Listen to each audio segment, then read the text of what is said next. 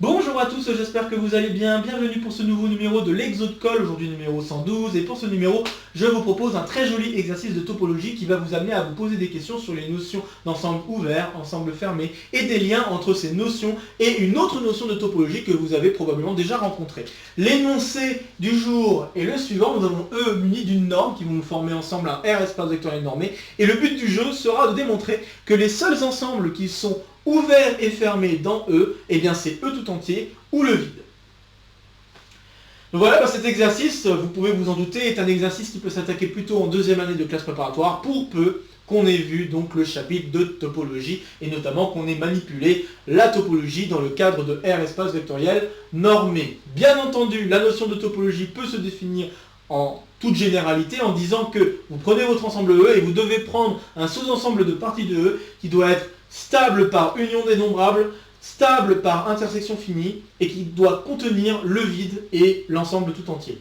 Donc ça, c'est ce qui va vous permettre de munir un ensemble E d'une topologie, et donc si on travaille avec un R espace vectoriel, se donner une norme peut fixer la topologie, puisque vous précisez quels sont exactement les ouverts de votre espace vectoriel.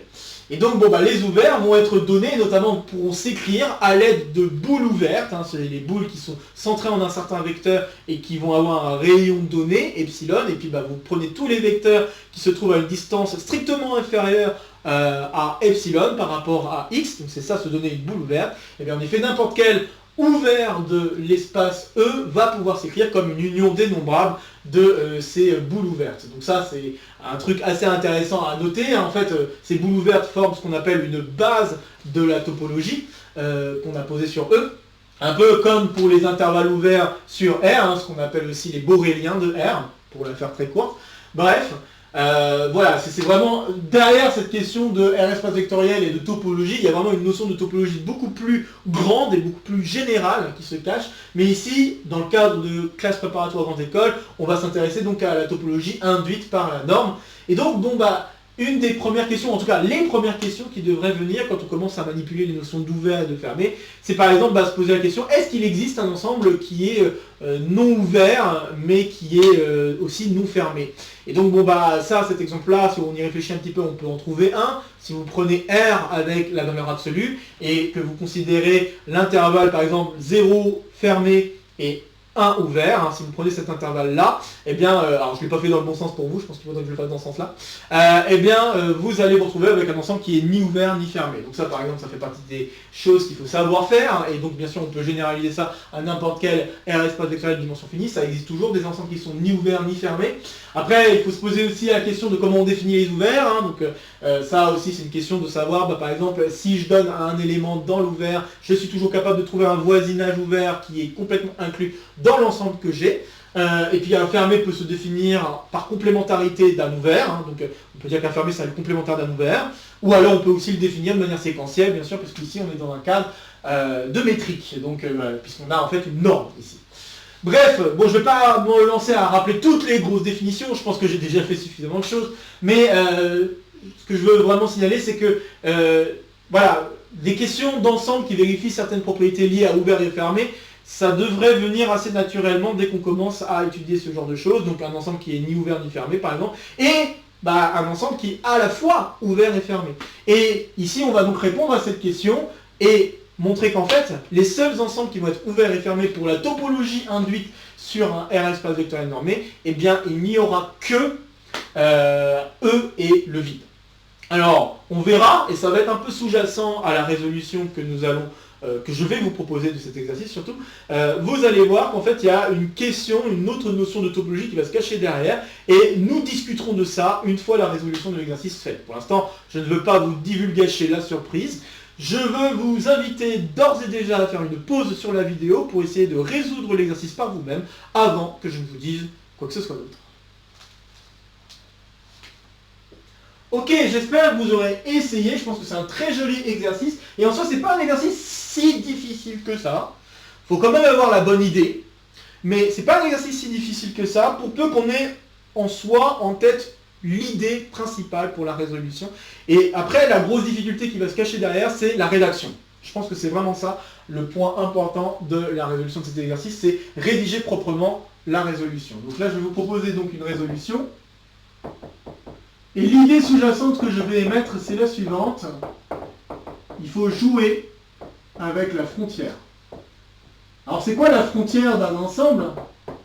Eh bien, vous prenez l'adhérence, la fermeture si vous préférez, suivant bien sûr dans quel pays vous êtes, dans quel pays francophone vous êtes. Donc on peut prendre l'adhérence d'un ensemble, donc c'est-à-dire vous prenez le fermé le plus petit qui contient l'ensemble que vous avez. Vous prenez l'intérieur de cet ensemble que vous avez, donc l'intérieur c'est le plus grand ouvert qui est inclus dans l'ensemble. Et puis vous faites la soustraction de cette fermeture par son intérieur. Et ceci vous donne la frontière.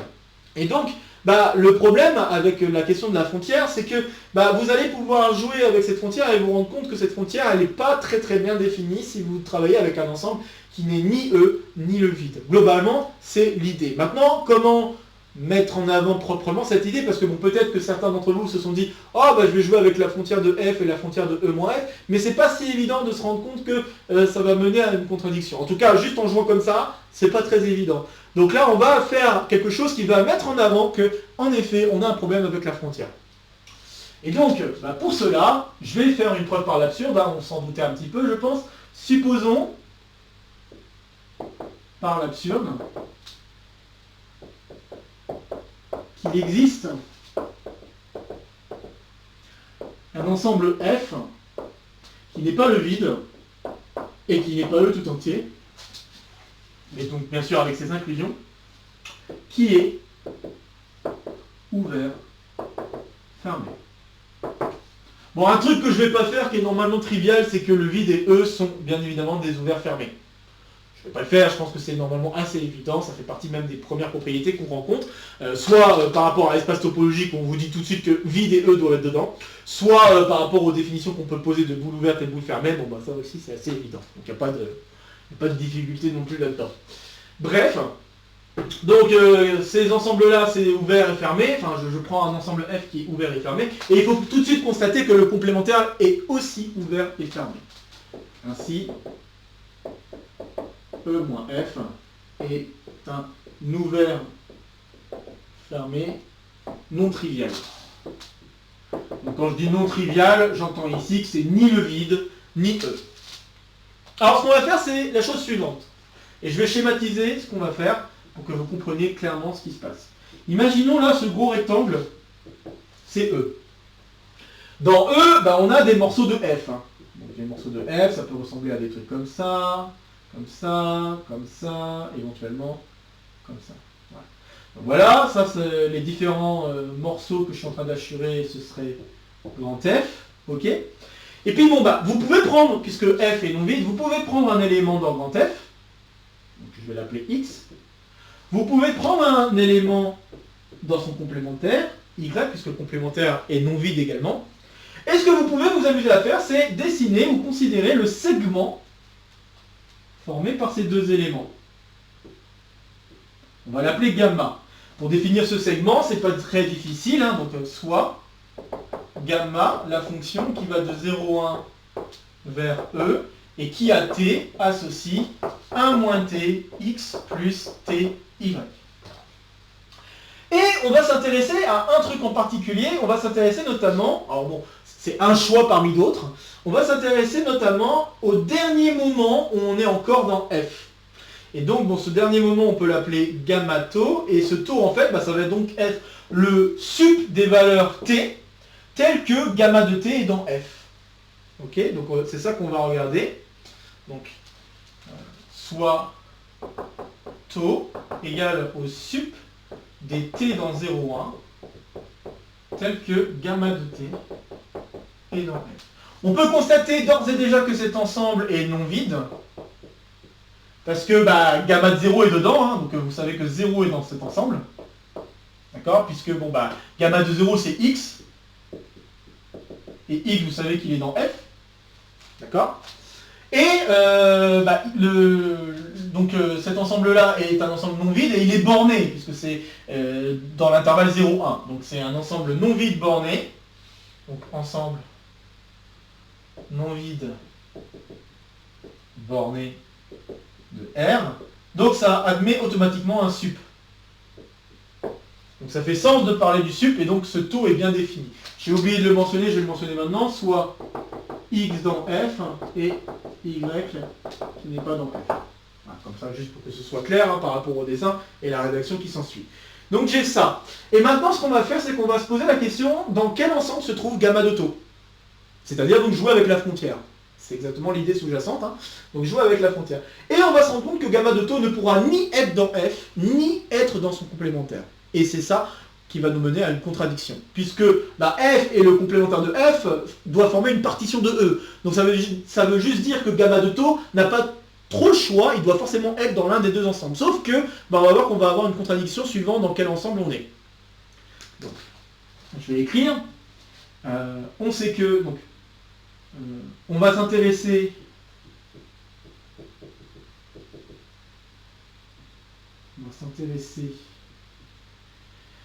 je crois que je sais plus s'il y a un R ou deux R, bon tant pis. Alors on va s'intéresser à gamma de taux. Alors la première chose qu'il faut constater, c'est que comme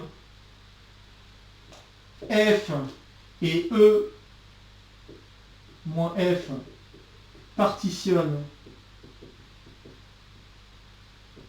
E, alors gamma de taux n'a pas trop le choix, soit il est dans f, ou alors gamma de taux est dans E moins f. On n'a pas le choix. Alors, travaillons d'abord le cas où gamma de taux est dans f. Donc, supposons que gamma de taux est dans f. Et là, je vais utiliser le fait que f est un ouvert. Comme f est un ouvert, ça veut dire que je peux construire une boule. Donc normalement, la définition générale dit que je peux considérer un ensemble ouvert, un voisinage, généralement appelé comme ça, un voisinage ouvert de gamma de taux qui doit être complètement inclus dans l'ouvert. Donc ça veut dire complètement inclus dans f. Et on peut s'intéresser, puisque bon, on est dans un cadre d'espace vectoriel normé, donc cadre métrique, on peut s'intéresser à une boule ouverte, bien sûr, donc une boule centrée en gamma de taux, de rayon pas trop grand, mais suffisamment grand pour dire que voilà, la boule elle est dedans. Donc c'est ce que je vais dire ici. Donc supposons que gamma de taux est dans f, comme f est ouvert, eh bien il existe un état positif tel que eh bien, la boule centrée en gamma de taux de rayon état, eh bien elle est complètement incluse dans f. Et bon si vous regardez le schéma, que vous vous amusez à dessiner une boule centrée en gamma de taux, vous voyez qu'il y a un petit problème, parce que du coup ça veut dire qu'on doit avoir moyen de construire un autre élément qui est aussi dans l'image de gamma, et qui doit être dans la boule, et qui malheureusement va contredire le fait que taux soit dans le sup. Enfin, soit le sup, quoi. Donc justement, jouons là-dessus. Donc cherchons, je vais écrire ça, cherchons t dans 0,1 tel que je veux que gamma de t moins gamma de taux en norme soit inférieur à état. Donc on écrit ce que ça veut dire. Ça veut dire que 1 moins t x plus ty, donc on doit avoir ceci. Et si on simplifie un peu, ça veut dire en fait qu'on va avoir, alors que je ne fasse pas de bêtises, on va avoir t moins taux fois y moins x, après simplification, le tout en norme, qui doit être inférieur ou égal à état. Alors là, il y a des cas de figure qui se posent, et on peut ici supposer que t est plus grand que taux, parce que c'est de là où on veut avoir notre contradiction. Donc supposons qu'on ait t plus grand que taux. Alors si on a ça, ça va être équivalent à dire qu'on a t moins taux, qui doit être inférieur ou égal à état divisé par la norme de y moins x. Cette norme est non nulle, puisque x et y sont distincts, puisque x est dans f et y est dans son complémentaire, donc automatiquement les distances, ça ne peut pas le faire. Donc on va avoir ça, et puis après on met taux de l'autre côté, ça veut dire alors que t doit être plus grand. Donc on a dit que ça doit être plus grand que taux, et ça doit être plus petit ou égal à état sur norme de y moins x, le tout plus taux. Et donc, si je prends, en prenant t égale état sur 2 normes de y moins x plus taux, eh bien ce t-là vérifie exactement la condition qu'on veut, donc ça veut dire que gamma, donc t, je vais l'appeler t0, donc gamma de t0 est alors également dans f, et on a t0 qui est plus grand strict à taux. Donc ceci contredit la définition que taux est le sup. Contradiction avec le fait que taux est égal au sup. Puisque là, je viens de réussir à trouver un élément qui est légèrement plus grand que taux. Légèrement plus grand que taux, strictement. Donc, ça ne marche plus. Ça veut dire que taux n'est pas le sup. Très bien, donc voilà. Alors, ça veut dire que gamma de taux ne peut pas être dans f. Maintenant, la question, c'est pourquoi en effet gamma de taux ne peut pas être dans le complémentaire de f non plus? Eh bien, par un argument tout à fait similaire à ce qu'on vient de faire. Et je vais le refaire, mais vous allez voir qu'en effet ça marche très bien. Donc si gamma de taux n'est pas dans f, on peut utiliser le fait que E moins f est un ouvert, et donc, encore une fois, dire qu'il existe un epsilon, cette fois-ci on va l'appeler positif, tel que la boule centrée en gamma taux de rayon epsilon est incluse dans E moins f. Et donc, si on s'amuse avec les inégalités qu'on a écrites, de la même manière, on va avoir que... il y a des moments c'est des si et seulement si, mais avec certaines conditions. Donc là, si je cherche par exemple t plus petit que taux, donc en cherchant t plus petit que taux, tel que gamma de t est dans la boule centrée en gamma de taux de rayon epsilon, on a... Et on va avoir alors que t doit être compris entre taux et... Alors bien sûr il y a une inégalité stricte automatiquement. C'est vrai que j'ai oublié d'écrire qu'il y a une inégalité stricte. C'est une inégalité stricte ici. Permettez-moi juste de corriger. Non, là c'est large, là c'est strict. Voilà, c'est pour ça que j'ai pris divisé par 2 ici. C'est vrai que c'était peut-être pas très clair, mais j'ai pris divisé par 2 pour être sûr qu'on soit bien strictement inférieur à cette valeur-là. Parce que normalement c'est une boule ouverte. C'est une boule ouverte. Donc on va avoir taux, et de l'autre côté on va avoir taux moins, cette fois-ci, epsilon, sur norme de y moins x. Donc on va pouvoir faire ça. Et donc, être là-dedans, on a équivalence avec cette condition. Donc ça veut dire quoi? Ça veut dire que pour n'importe quel... il existe un epsilon pour lequel n'importe quel t compris là-dedans n'est pas dans f. Ainsi, il existe epsilon positif tel que pour n'importe quel t, donc compris entre epsilon, il existe un epsilon positif tel que, pour tout t compris entre, compris entre taux et taux moins epsilon sur norme de y moins x, eh bien on va avoir que gamma de t n'est pas dans f.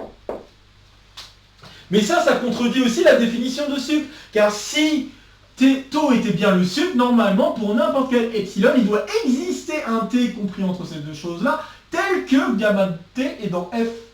Donc là on est en train de contredire la définition du sup. Encore une fois. Donc cela contredit le fait que taux est égal au sup. Car s'il est égal au sup, sachant que gamma de taux n'est pas dans f, il faut s'assurer qu'il y ait une suite d'éléments, en termes de suite, ça serait ça, il existerait une suite d'éléments, donc une suite de tn, si vous voulez, telle que tn tend vers taux, et telle que les gammas de tn sont tous dans f. Mais ça, c'est impossible, étant donné cette propriété-là et la continuité de gamma. Donc on a une contradiction, et c'est terminé, on peut ni être dans le complémentaire de f, ni dans f. Donc, pourtant, gamma de taux n'a pas d'autre choix que d'être dans l'un ou dans l'autre. Cela nous amène donc à une contradiction générale qui nous permet de dire que f ne pouvait pas être non trivial.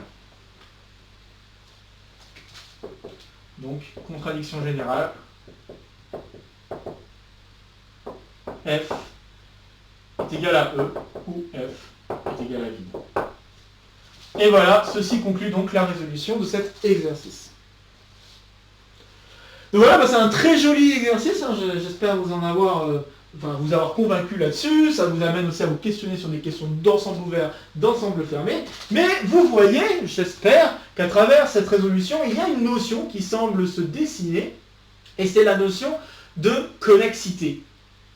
Donc en effet, avoir en fait un espace topologique pour lequel les seuls ensembles ouverts et fermés de cet espace, c'est tout le monde et le vide, et bien de manière très surprenante, c'est équivalent à avoir un ensemble connexe. Alors je vais me permettre juste de donner d'abord, avant de me lancer dans un autre exercice que je vais vous énoncer, parce que je pense que ça peut être pas mal de compléter tout ça. Hop. J'aimerais changer un peu l'énoncé et vous montrer que sous d'autres conditions, on pourrait avoir d'autres ensembles qui sont à la fois ouverts et fermés. C'est pas forcément impossible. Si on travaillait avec un Q espace vectoriel, par exemple, bah là, ça ne marcherait plus. Donc cela aussi montrerait que c'est important de travailler sur un K espace vectoriel normé qui serait complet. Donc il y a une question de complétude. Complet, ça veut dire que n'importe quelle suite de Cauchy converge dans l'ensemble. Okay, c'est une notion que nous avons déjà rencontrée dans d'autres exercices. Et bien là, bon, j'aimerais aussi mettre en avant cette question-là, mais c'est aussi une question de connexité encore. Donc si je prends un exemple important, je pense, c'est si je prends Q muni de la norme donnée par la valeur absolue, ok, donc la norme assez classique.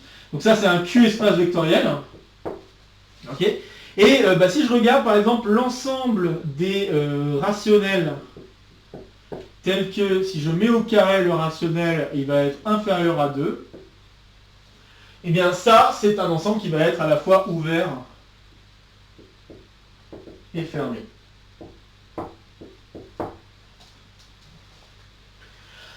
On peut se rendre compte que normalement la barrière ça va être racine de 2, donc c'est-à-dire que poser cette condition ça veut dire qu'on doit être normalement compris entre racine de 2 et moins racine de 2, mais il faut constater que si je regarde racine de 2, enfin moins racine de 2, racine de 2 interrationnel, c'est égal à en fait la même chose mais en faisant un ouvert.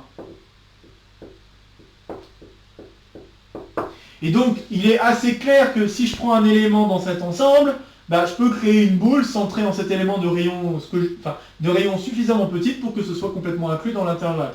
Donc on conclut alors que ce truc-là est un ouvert. Et pour montrer que le complémentaire est ouvert, c'est un peu la même chose. Si je regarde le complémentaire ça va être moins infini, moins racine de 2. Voilà, je peux prendre le complémentaire comme ça, peu importe, hein, et bon, vous l'aurez compris. Donc c'est pas union, c'est inter d'ailleurs. Inter, c'est ça que je voulais faire. Voilà, donc ça, et si je fermais, union racine de 2 plus infini, interrationnel, et bien c'est la même chose, mais si vous changez par ouvert, voilà, inter-q.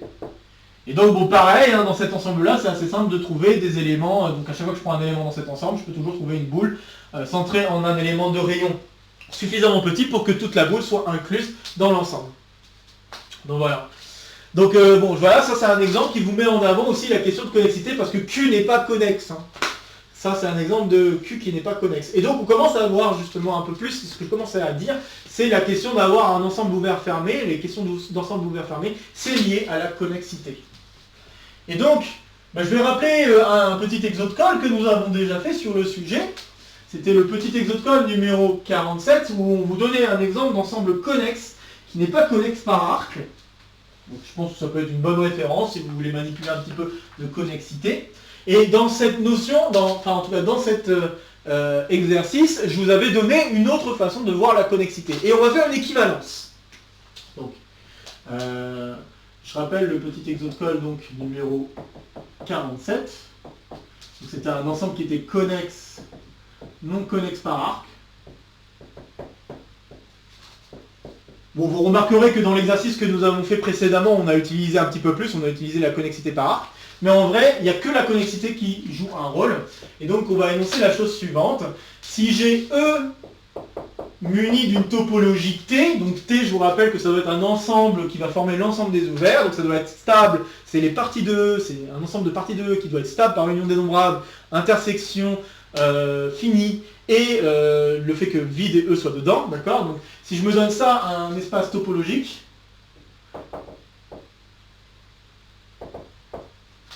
On peut montrer que seuls E et vide sont des ouverts fermés. Si et seulement si E est connexe, en supposant que la définition de connexité est la suivante. Pour n'importe quelle fonction qui va de E vers 0,1, 0,1 muni de la topologie discrète, on a, alors l'application doit être aussi continue, donc si on a une application comme ça, alors f est constante. Donc c'est ça aussi l'équivalence sur la connexité. On est capable de démontrer que si on a ça, alors on a ça et c'est équivalent.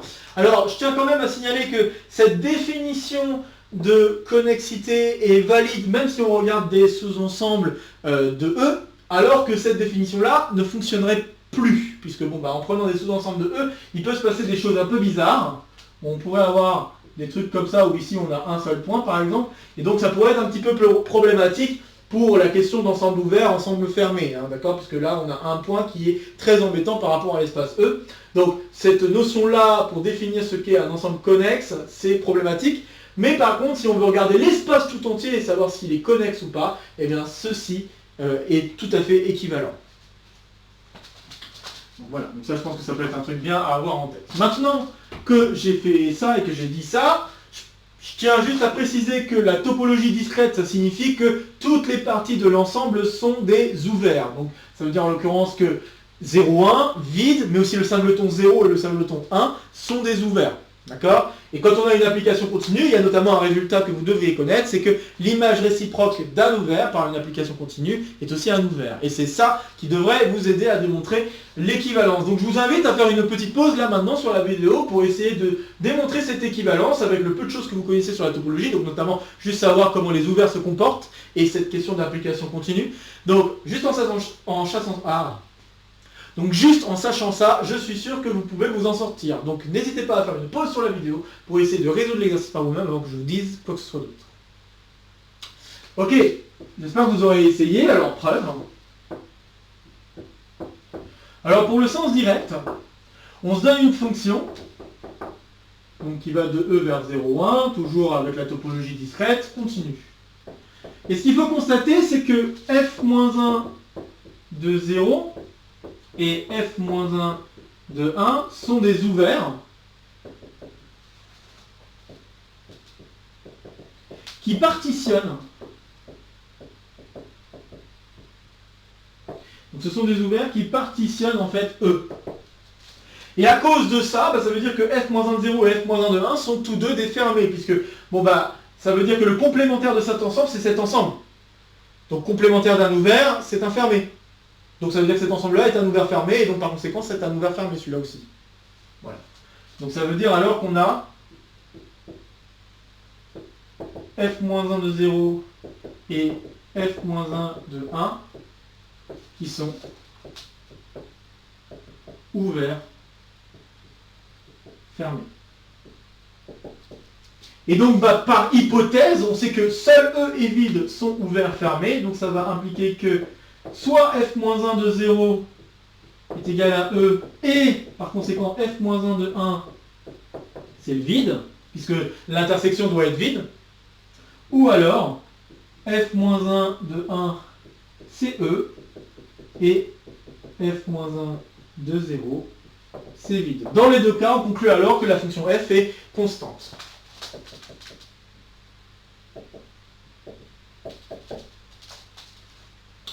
Très bien, alors maintenant dans l'autre sens, et pour trouver l'autre sens, on va faire une contraposition, donc c'est-à-dire qu'on va supposer que E n'admet pas que E est vide comme ouvert fermé,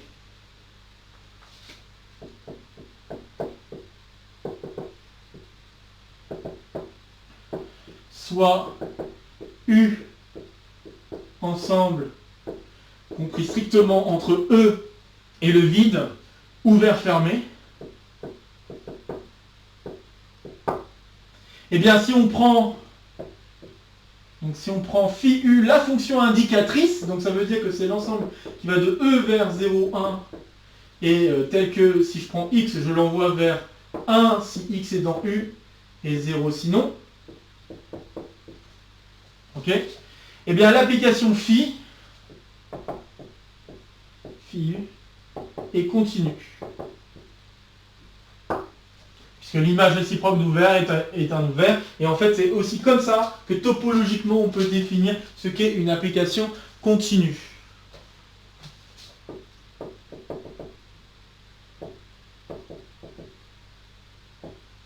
De tout ouvert de 0,1 est un ouvert. D'ailleurs, c'est un exercice sympa à faire par rapport à la continuité que vous connaissez en règle générale, de faire l'équivalence entre la continuité que vous connaissez pour R et des choses comme ça, et cette histoire que l'image réciproque de n'importe quel ouvert dans l'espace d'arrivée est un ouvert dans l'espace de départ. Ça peut être un truc sympa à faire pour vérifier qu'en effet que je ne dis pas de bêtises et qu'on peut définir la continuité dans un cadre général de topologie en disant la chose suivante. Donc voilà, c'est terminé, cela conclut la preuve. Et donc ceci montre qu'en effet, il y a un très très gros lien entre la connexité de l'espace qu'on est en train de travailler et les ensembles ouverts fermés qui ne seraient réduits que à eux et le vide.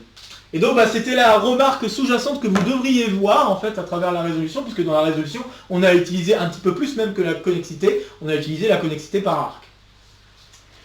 Bien, et donc voilà, si vous voulez revoir aussi un exemple d'un ensemble qui est connexe, mais pas connexe par arc, je vous inviterai fortement à aller voir le petit exode call numéro 47, ça fait toujours pas de mal, je pense, de revoir ces bases, notamment cette question de connexité. Je pense que ça fait pas mal aussi de se questionner sur la comparaison qu'on peut avoir entre connexité et connexité par arc. Bon, je pense que j'ai tout dit concernant cet exercice, donc comme d'habitude, n'hésitez pas à partager la vidéo si vous connaissez des camarades qui pourraient être intéressés par cette vidéo ou par le contenu de la chaîne de manière plus générale. N'hésitez pas à laisser en commentaire vos questions, vos remarques, vos retours concernant cet exercice, ça fait toujours plaisir de discuter avec vous. Ici, ça sera pour me soutenir, ici, ça sera pour vous abonner, n'oubliez pas d'activer la clochette et n'oubliez pas de cliquer sur toutes notifications parce qu'il se peut que vous n'ayez pas toutes les notifications de la chaîne si vous ne faites pas ça, donc vraiment faites-le. De nouvelles vidéos vont se proposer à vous pour continuer à faire le tour de la chaîne et sur ce, je vous retrouve très vite pour de prochaines aventures mathématiques. Portez-vous bien et à très bientôt. Salut à tous!